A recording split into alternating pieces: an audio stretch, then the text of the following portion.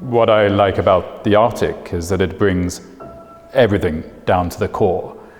When you are nothing but a tiny, insignificant speck on the frozen sea, the contours of life stare back at you from your long shadow cast in the low April sun. You need to survive, and you will only do so if you correctly interpret what surrounds you, what you have become part of, what the Inuit call healer.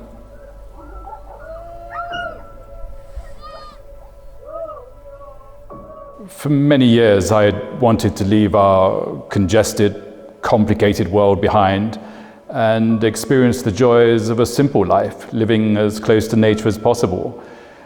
I lived in a hut in the high Arctic on my own for a year with no running water or waste drainage.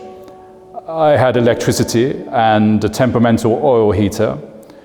Via satellite, I had access to the internet once a week on a Wednesday morning for 2 hours, but most weeks I forgot which day it was and missed my slot.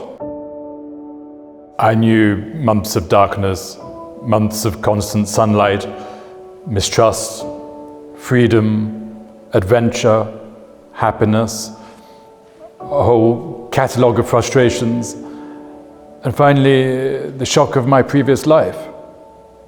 The settlement is called Sivisivik, northwest Greenland, 800 miles from the pole, 120 miles from the nearest village, no roads, no machines of any kind, population of 40, 18 of them were bachelors. Winter temperatures as low as minus 45 degrees Celsius, only way in and out, dog sled across the sea ice, or the weekly helicopter, which was normally cancelled in the winter months. This tiny grain on the map might seem to epitomize insignificance, but what happens there is of great relevance to the rest of the world. Ecological change in the Arctic is the canary in the coal mine for the rest of us. And so that huddle of cabins on the edge of the ice sheet was in fact much more than just an annex for my dreams.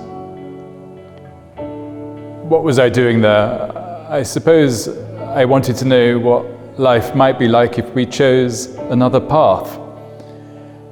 I think sometimes in order to understand your own time, you need somehow to be apart from it. What does it mean to be in Greenland? Well, the smells of blood and blubber, the sounds of the dogs barking and howling, the precariousness of life, the immediacy of nature, the sense of dysfunctionality, but mostly the feeling of living on the edge. What was life in the cabin like? Well, simple household chores became my daily liturgy.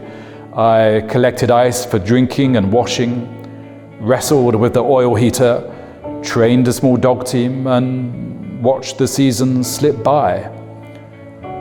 Living alone in an Arctic cabin, the trivia of life doesn't crawl all over you. Time is aplenty, but there is never boredom, for you have become part of your environment, and its constant changes and minutiae concern you greatly. Sitting up there at the top of the world, you really are convinced that you enjoy some kind of privileged Archimedean viewpoint. Aloof from everything, the castaway syndrome soon sets in. I had only been there a few weeks and I was already anthropomorphizing dogs and oil heaters. I went to find peace at the edge of our planet, but actually spent most of my time protecting my solitude from visiting bachelors with little to say. I asked one of them why he chose to stay and not move to the town.